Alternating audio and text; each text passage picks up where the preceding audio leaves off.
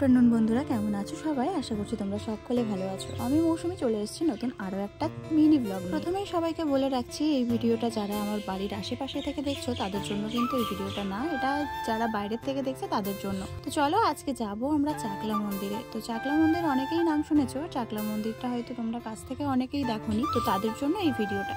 তো আমাদের বাড়ির থেকে চাকলাতে আসতে আমি সাইকেল নিয়ে আসতে 10 মিনিট মতো সময় লাগে, যেহেতু বাইকে যাচ্ছি তার থেকেও কম সময় লেগেছে। এই যে চাকলা মন্দিরে আমরা চলে এসেছি, আর এটা মন্দিরের গেট। আর মন্দিরের দুটো গেট, এটা ইদানিং বানানো হয়েছে, মানে নতুন করে বানানো হয়েছে। যেটা মেন গেট আছে সেটা তো বন্ধই থাকে, যখন জল ঢালার অনুষ্ঠান হয় তখনই গেটটা খোলা হয়। তো এইদিকে গাড়ি পার্কিং এর ব্যবস্থা আছে। এই দেখো, এই পুরো যে জায়গাটা দেখছো এখানেই কিন্তু গাড়ি পার্কিং করা হয়। আর এখানে দেখো তোমাদের দাদাভাই গাড়ি রেখে দিল, আর আমাদের গুট্টু বাবু আসছে ডুমডুম করে। আর বাইরে এই পুরো জায়গাটা জুড়ে কিন্তু ছোট বড় সমস্ত রকমের গাড়ি কিন্তু পার্কিং করা হয়। আর এখানে দেখো আমের গাছটাই কেমন বোল এসছে।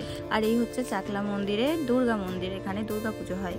আর আমরা যেহেতু এসছি বিকেল বেলায়, তাই জন্য দেখো সমস্ত দোকানপাট কিন্তু বন্ধ হয়ে গেছে। আর যে কটা খোলা আছে সেগুলোই তোমাদের সাথে শেয়ার করছি। এই দোকানটাতে সমস্ত রকমের কাঠের জিনিস তোমরা পেয়ে যাবে, আর এখানে নানা রকমের পাথরের জিনিস, চায়ের কাপ, প্লেট ইত্যাদি অনেক কিছু পেয়ে যাবে। মন্দিরে এসে আগে মন্দিরের ভিতর না ঢুকে এই সব বাইরে দিয়ে যেগুলো খোলা পেয়েছি সেগুলোই তোমাদের সাথে শেয়ার করে নিচ্ছি। আর এদিকে দেখো অনেকগুলো দোকান কিন্তু বন্ধ হয়ে গেছে।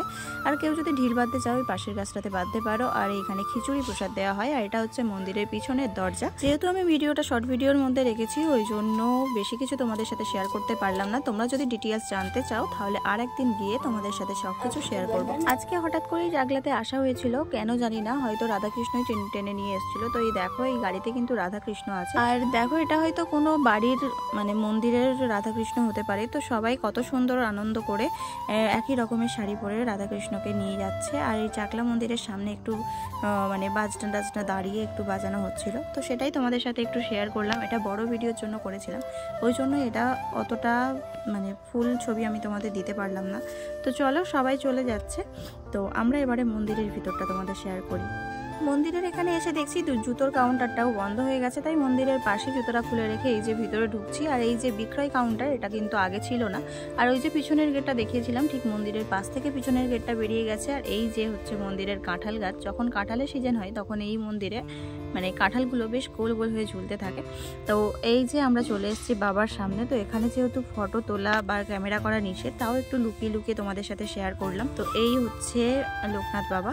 তো কেমন লাগছে ভিডিওটা অবশ্যই কিন্তু কমেন্টে জানাতে ভুলো না। এখন যেহেতু বিকাল হয়ে গেছে, যারা পুজো দিতে আসছে তারা এই বাইরে যে বাবা বসানো আছে এখান থেকেই কিন্তু ব্রাহ্মণ মন্ত্র পড়ে আর পুজো দিয়ে দিচ্ছে। আর এখানে হচ্ছে হোম কুণ্ড, মানে এখানটাই হোম করা হয়। তো এইখানে আজকেই মনে হয় হোম করা হয়েছিল, আগুন জ্বলছিল।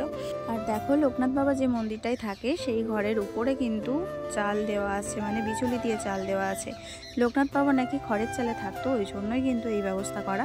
আর এই হচ্ছে দান বিভাগ, এখান দিয়ে মানে জল টল ঢালার জন্য এইরকম লাইন করে আসতে হয় যখন মেন গেটটা খোলে তখন। তো চলো এই দেখো কাঠ ফাট সব রাখা আছে এখানটায়, আজকেই হোম করা হয়েছিল। এই দুটো মানুষকে আমি খুঁজেই পাচ্ছিলাম না, আমি ভিডিও করতে ব্যস্ত। আর তারপরে চলে এসে দেখছি তোমাদের দাদাভাই এখানটায় প্রণাম করছে। তা আমিও একটুখানি ধূপ নিয়ে আর প্রণাম করে নিলাম। তারপরে পুরো এরিয়াটা তোমাদেরকে একটু ঘুরিয়ে দেখালাম। লোকনাথ মন্দিরের নাম শুনেছো কিন্তু আসতে পারছো না, তারা কিন্তু অবশ্যই এসে দেখেছো মন্দিরটা কেমন। আমি তো যেমন পারলাম তেমনই তোমাদের সাথে একটু শেয়ার করলাম। আর মন্দিরটা কিন্তু আমার তো ভীষণই ভালো লাগে। উপরে দেখো ব্রহ্মা বিষ্ণু মহেশ্বর বসে আছে, আর আমাদের ছোটু আর ছোটুর বাবা এরকম একটু ছোটাছুটি খেলা করছে।